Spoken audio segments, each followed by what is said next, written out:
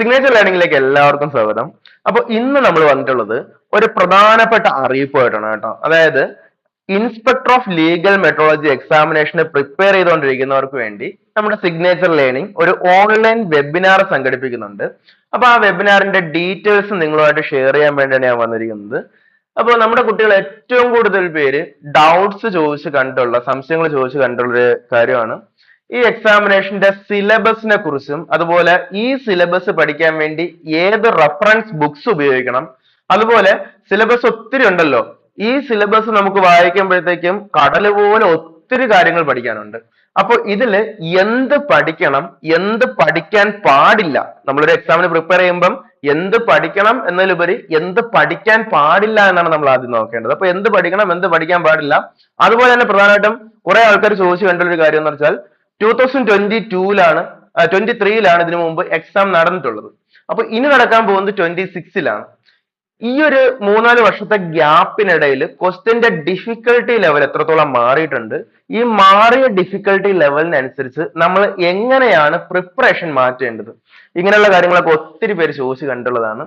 അപ്പൊ ഇതുമായിട്ട് ബന്ധപ്പെട്ട് ഒരാൾക്ക് മാത്രം മറുപടി പറയാൻ കഴിയുന്നതല്ല. ഇതിലെ ലീഗൽ മെട്രോളജി ഇൻസ്പെക്ടറിൽ പ്രധാനമായിട്ടും 4ഓളം സബ്ജക്റ്റുകളുണ്ട്, 4-5 സബ്ജക്റ്റുകളുണ്ട്. അപ്പൊ ഇതിന്റെ ഓരോ സബ്ജക്റ്റും നമ്മൾ ഹാൻഡിൽ ചെയ്യേണ്ടത് ഡിഫറെന്റ് രീതിയിലും ഡിഫറെന്റ് സ്ട്രാറ്റജിയിലുമാണ്. അപ്പൊ നിങ്ങളുടെ എല്ലാ സംശയങ്ങൾക്കും മറുപടി പറയാൻ വേണ്ടി ഓരോ സബ്ജക്റ്റിന്റെയും എക്സ്പേർട്ട് ഫാക്കൽറ്റീസിനെ ഉൾപ്പെടുത്തിക്കൊണ്ട് നമ്മളൊരു ഓൺലൈൻ വെബിനാർ നടത്തുന്നുണ്ട്. ലൈവ് വെബിനാർ ആണ്. അപ്പൊ അതിൽ പങ്കെടുക്കാൻ താല്പര്യമുള്ള എല്ലാവരും ഈ നമ്മുടെ ഈ വീഡിയോയുടെ താഴെയുള്ള ഡിസ്ക്രിപ്ഷനിൽ കാണുന്ന ഗൂഗിൾ ഫോം ഫില്ല് ചെയ്യുക. അല്ലെങ്കിൽ ഫോം ഫില്ല് ചെയ്തില്ലെങ്കിൽ ഈ നമ്പറിലേക്ക് വാട്സപ്പ് മെസ്സേജ് അയച്ചാൽ മതി.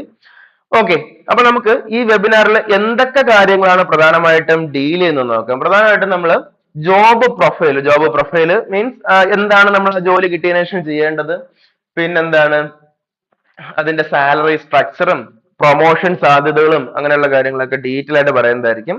അത് കഴിഞ്ഞ് പ്രീവിയസ് എക്സാം, നമുക്ക് മുൻപ് നടന്നിട്ടുള്ള പ്രീവിയസ് എക്സാമിനെ കുറിച്ച് വളരെ ഡീറ്റെയിൽ ആയിട്ടുള്ള അനാലിസിസ് നടത്തും കേട്ടോ. മുൻപ് 2016 എക്സാം നടന്നിട്ടുണ്ട്, അതുപോലെ 23 എക്സാം നടന്നിട്ടുണ്ട്. നമുക്ക് റീസെന്റ് ആയിട്ട് നടന്നിട്ടുള്ളത് 2023 ജൂണിൽ നടന്നിട്ടുള്ള എക്സാം ആണ്. അപ്പൊ ആ എക്സാമിന്റെ ക്വസ്റ്റ്യൻ പേപ്പർ ഡിഫിക്കൽട്ടി ലെവല്, അതുപോലെ തന്നെ ഒരു എക്സാം നമ്മൾ പ്രിപ്പയർ ചെയ്യുമ്പോൾ ശ്രദ്ധിക്കേണ്ട ഒരു കാര്യം എന്താണെന്ന് വെച്ചാല് ഒരു 2021-ലോ 2022-ലോ നടന്നിട്ടുള്ള ഒരു ക്വസ്റ്റ്യൻ പേപ്പർ എടുത്തിട്ട് അതേ ലെവലിൽ നമുക്ക് ഒരിക്കലും പ്രിപ്പയർ ചെയ്യാൻ പറ്റത്തില്ല. കാരണം എന്ന് പറയുമ്പോൾ ഒരു 3-4 വർഷത്തെ ഗ്യാപ്പിനിടയിൽ എക്സാമിന്റെ ക്വസ്റ്റ്യന്റെ ഡിഫിക്കൽട്ടി ലെവൽ ഒത്തിരി മാറിയിട്ടുണ്ട്, ഒത്തിരി കൂടിയിട്ടുണ്ട്. അപ്പൊ അതിനനുസരിച്ച് പ്രീവിയസ് ക്വസ്റ്റ്യൻ യൂസ് ചെയ്തുകൊണ്ട് നമ്മൾ എത്രത്തോളം പ്രിപ്പറേഷന്റെ സ്ട്രാറ്റജി മാറ്റണം, അങ്ങനെയുള്ള കാര്യങ്ങൾ. അതുപോലെ പ്രീവിയസ് കട്ട് ഓഫ്, റാങ്ക് ലിസ്റ്റിന്റെ ഡീറ്റെയിൽസ്, നിലവിലെ റാങ്ക് ലിസ്റ്റിൽ നിന്നും എത്ര പേർക്ക് അഡ്വൈസ് പോയിട്ടുണ്ട്, അങ്ങനെയുള്ള എല്ലാ ഡീറ്റെയിൽസും, നമുക്ക് എത്ര മാർക്ക് ഈ എക്സാമിൽ സ്കോർ ചെയ്താൽ ജോലിയിലേക്ക് എത്തും, അങ്ങനെയുള്ള എല്ലാ ഡീറ്റെയിൽസും നമ്മൾ കവർ ചെയ്യും. പിന്നെ ഓരോ ടീച്ചേഴ്സും അവരവരുടെ സബ്ജക്റ്റിന്റെ സിലബസിനെ കുറിച്ച് വളരെ കൃത്യമായിട്ട് അനലൈസ് ചെയ്യും വിത്ത് റെഫറൻസ് ബുക്സ്. ആ സിലബസ് പഠിക്കാൻ ഏത് റെഫറൻസ് ബുക്സ് ആണ് ഉപയോഗിക്കേണ്ടതെന്ന് ഓരോ ഫാക്കൽറ്റീസും നിങ്ങൾക്ക് കൃത്യമായിട്ട് പറഞ്ഞുതരും.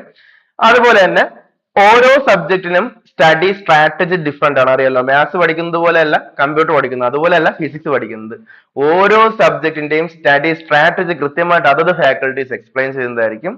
പിന്നെ നമ്മുടെ വെബിനാറിന്റെ ഒരു കീ ഫീച്ചർ എന്ന് പറയുന്നത് നമ്മൾ വേറെ കുറച്ച് ടോപ്പിക് കൂടെ ഉൾപ്പെടുത്തുകയാണ്. അതായത് സ്പെഷ്യൽ സ്റ്റഡി സ്ട്രാറ്റജിയാണ്. നമ്മൾ പ്രിപ്പയർ ചെയ്യുന്ന പലരും വർക്ക് ചെയ്യുന്ന ആൾക്കാരായിരിക്കും. അതായത് ഡേ ടൈം കംപ്ലീറ്റ് വർക്ക് ചെയ്യുന്നവരായിരിക്കും. ഇനി പ്രൈവറ്റ് സെക്ടറിൽ വർക്ക് ചെയ്യുന്നവരായിരിക്കും. പ്രൈവറ്റ് സെക്ടറിൽ വർക്ക് ചെയ്യുന്നവരുടെയൊക്കെ പ്രശ്നം എന്ന് പറയുന്നത് ലീവ് കിട്ടാനൊക്കെ വളരെ ബുദ്ധിമുട്ടായിരിക്കും. അപ്പോ അതുപോലെ തന്നെ വർക്കിംഗ് അവേഴ്സും കൂടുതലായിരിക്കും. അത്തരത്തിൽ പ്രൈവറ്റ് സെക്ടറിൽ വർക്ക് ചെയ്തുകൊണ്ട് പ്രിപ്പയർ ചെയ്യുന്നവർ എങ്ങനെയാണ് ടൈം അഡ്ജസ്റ്റ് ചെയ്ത് എന്തൊക്കെ പഠിക്കണം, എങ്ങനെ പഠിക്കണം, എന്തൊക്കെ പഠിക്കരുത്, അങ്ങനെയുള്ള കാര്യങ്ങളൊക്കെ നമ്മൾ വളരെ കൃത്യമായിട്ട് എക്സ്പ്ലെയിൻ ചെയ്യുന്നതായിരിക്കും. അതുപോലെ തന്നെ അടുത്തൊരു കാറ്റഗറി ഓഫ് സ്റ്റുഡൻസ് ആണ് ഒത്തിരി ലോങ് ഗ്യാപ്പിന് ശേഷം പ്രിപ്പയർ ചെയ്യുന്ന ആൾക്കാർ. ഒരു എന്താ പറയുക, ഇപ്പോഴ് ഏജ് ലിമിറ്റ് എന്ന് പറയുന്നത് 40-ലേക്ക് ഇൻക്രീസ് ചെയ്തിട്ടുണ്ട്. ലീഗൽ മെട്രോളജി എക്സാമിനേഷൻ അപ്ലൈ ചെയ്തവർക്ക് അത് പറ്റില്ല. കാരണം അത് അതിന്റെ ആപ്ലിക്കേഷൻ ഡേറ്റ് കഴിഞ്ഞ ശേഷം 40-ലോട്ട് എക്സ്റ്റെൻഡ് ചെയ്തത്. എന്നാലും 36 ഇയേഴ്സ് വരെയും അടുത്ത റിസർവേഷൻ കാറ്റഗറിയിലാണെങ്കിൽ 39-ഉം 42-ഉം 41-ഉം അത്രയൊക്കെ ഏജ് ഉള്ളവർക്ക് പ്രിപ്പയർ ചെയ്യാൻ പറ്റും.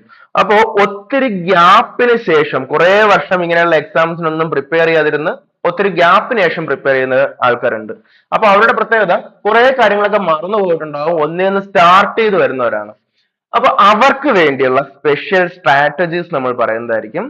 അതുപോലെ തന്നെ അടുത്ത് ഫേസ് ചെയ്യുന്ന ഏറ്റവും വലിയ പ്രശ്നമാണ് നമ്മുടെ ലീഗൽ മെട്രോളജി എക്സാമിനേഷൻ സംബന്ധിച്ചോളം പ്രധാനമായിട്ടും ഫിസിക്സ് ഉണ്ട്, കെമിസ്ട്രി ഉണ്ട്, മാത്തമാറ്റിക്സ് ഉണ്ട്, കമ്പ്യൂട്ടർ ഉണ്ട്, പിന്നെ കുറച്ച് മെഷറിംഗ് ഇൻസ്ട്രുമെന്റ്സ് ആണ്. മെഷറിംഗ് ഇൻസ്ട്രുമെന്റ്സ് ഫിസിക്സിന്റെ കൂടെ വരുന്നതാണ്. ഫിസിക്സിന്റെ ആ ഒരു ഫ്ലോയിൽ പോകുന്നതാണ്. അതുകൊണ്ട് അത് ഞാൻ ഫിസിക്സിന്റെ കൂടെ തന്നെ ഉൾപ്പെടുത്തുവാണ്. അപ്പൊ പ്രധാനമായിട്ടും 4 സബ്ജക്ട്സ് ഉണ്ട്.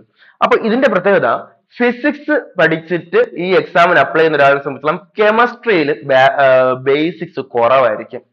ഫിസിക്സുകാരെ സംബന്ധിച്ചിടത്തോളം മാത്സ് അത്യാവശ്യം ബേസ് ഉണ്ടാവും, എന്നാലും കെമിസ്ട്രിയിൽ ബേസിക്സ് കുറവായിരിക്കും. ഇനി മാത്തമാറ്റിക്സ് ബേസ് എന്ന് വരുന്ന ഒരാളിനെ സംബന്ധിച്ചിടത്തോളാണെങ്കിലോ കെമിസ്ട്രിയിലും ബേസ് കുറവായിരിക്കും, ഫിസിക്സിലും ബേസ് കുറവായിരിക്കും. ഇത്തരത്തിൽ സബ്ജക്റ്റില് ബേസിക്സ് കുറഞ്ഞ ആൾക്കാർക്ക് വേണ്ടി എന്താണ് ചെയ്യേണ്ടത്, അവര് ആ സബ്ജക്റ്റും കൂടെ എങ്ങനെയാണ് പഠിച്ചെടുക്കേണ്ടത്, മാത്സുകാര് ഫിസിക്സ് എങ്ങനെ പഠിക്കണം, അതുപോലെ കെമിസ്ട്രി എങ്ങനെ പഠിക്കണം, കെമിസ്ട്രിക്കാര് ഫിസിക്സ് എങ്ങനെ പഠിക്കണം, മാത്സ് എങ്ങനെ പഠിക്കണം, ഇങ്ങനെയുള്ള സ്പെഷ്യൽ സ്റ്റഡി സ്ട്രാറ്റജീസ് അത്തരത്തിലുള്ള സ്റ്റുഡൻസിന് വേണ്ടി പറഞ്ഞു തരുന്നതായിരിക്കും. അപ്പോൾ ഇത്തരത്തിലുള്ള കാര്യങ്ങളൊക്കെയാണ് പ്രധാനമായിട്ടും നമ്മൾ ഡിസ്കസ് ചെയ്യുന്നത് കേട്ടോ. അപ്പോൾ ഈ വെബിനാറിൽ പങ്കെടുക്കാൻ വേണ്ടി കംപ്ലീറ്റ്ലി ഫ്രീ ആയിട്ടുള്ള വെബിനാർ ആണ്. ഈ വെബിനാറിൽ പങ്കെടുക്കാൻ വേണ്ടി നിങ്ങൾ എല്ലാവരും ഈ വീഡിയോയുടെ ഡിസ്ക്രിപ്ഷനിലുള്ള ഗൂഗിൾ ഫോം ഫില്ല് ചെയ്യുക, അല്ലെങ്കിൽ നമ്മുടെ ഈ വാട്സപ്പ് നമ്പറിലേക്ക് മെസ്സേജ് അയച്ചാലും മതി. LMI legal metrology inspector webinar, LMI webinar എന്ന് മെസ്സേജ് അയക്കാം. അതുപോലെ തന്നെ അതിന്റെ ഡേറ്റും ടൈമും കാര്യങ്ങളും ഒക്കെ നിങ്ങളെ പേഴ്സണൽ ആയിട്ട് വാട്സപ്പ് വഴി അറിയിക്കുന്നതായിരിക്കും. സോ എല്ലാവർക്കും താങ്ക് യു.